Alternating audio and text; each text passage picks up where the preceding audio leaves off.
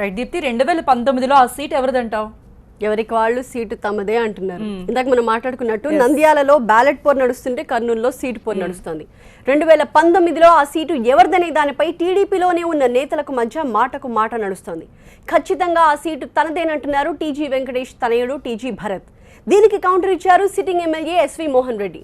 కర్నూలు నుంచి ఎవరైనా పోటీ చేయొచ్చు కానీ టీడీపీ నుంచి మాత్రం తానే పోటీ చేస్తానన్నారు. దీనిపై మళ్లీ స్పందించారు టీజీ భరత్.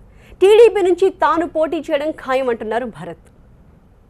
నేను పుట్టి పెరిగింది కర్నూలు, ఎక్కడెక్కడో వాళ్ళు వచ్చి కర్నూలు రాజ్యం చేయాలా, రాజకీయం చేయాలని చూస్తారు.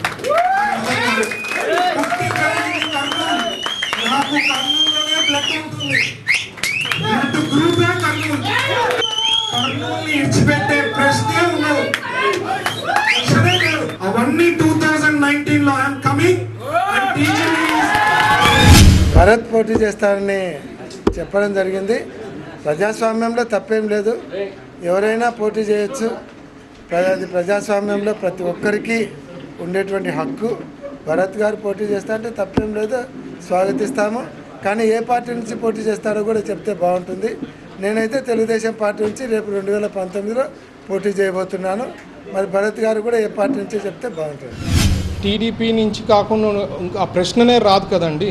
సో ఆ బ్లడ్లో నుంచే నేను ఉన్నా కాబట్టి నాకు తెలిసి చంద్రబాబు గారు అట్లా డెసిషన్స్ తీసుకోరని గట్టి నమ్మకం నాకుంది. 2019లో ఎలక్షన్స్లో ఖచ్చితంగా ఎమ్మెల్యే పోటీ చేసేది ఖాయం, there is no doubt. Kurnool అనేది మాకు నరాల్లో ఉంటుందండి. బ్లడ్ గ్రూప్ ఏమి అంటే Kurnool is a blood group అంటాం. ఎమ్మెల్యే గారు, సిట్టింగ్ ఎమ్మెల్యే గారు కర్నూలులో ఉన్నారు కాబట్టి వాళ్ళ ఊహాగానాలు ఉంటాయి. టీడీపీ కన్ఫర్మ్ చేసింది వాళ్ళకి ఎమ్మెల్యే సీట్ అని.